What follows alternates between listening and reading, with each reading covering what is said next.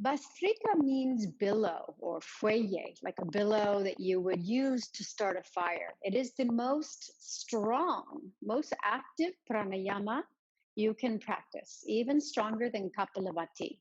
There's force done on both the inhale and the exhale. This Bhastrika helps you to get a little bit lower into the chest to remove mucus. Kapalabhati really helps us in the sinus passages up in the head area, but this one works a little bit lower down in the chest area. So Bhastrika is a force on both the inhale and the exhale and can be done through the nose or through the throat. Watch me first.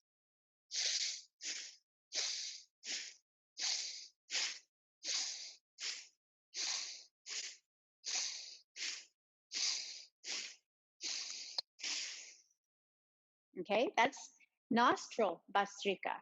You can also take it into the chest area. Say you have chest congestion, you really want to clear it up. Here it goes.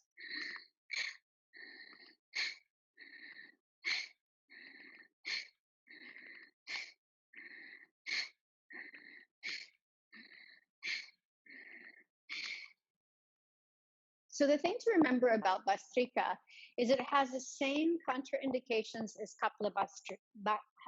Kapalabhati. So if someone suffers from epilepsy, vertigo, has high blood pressure untreated, or has gastric issues or heat issues, this would not be the pranayama for them.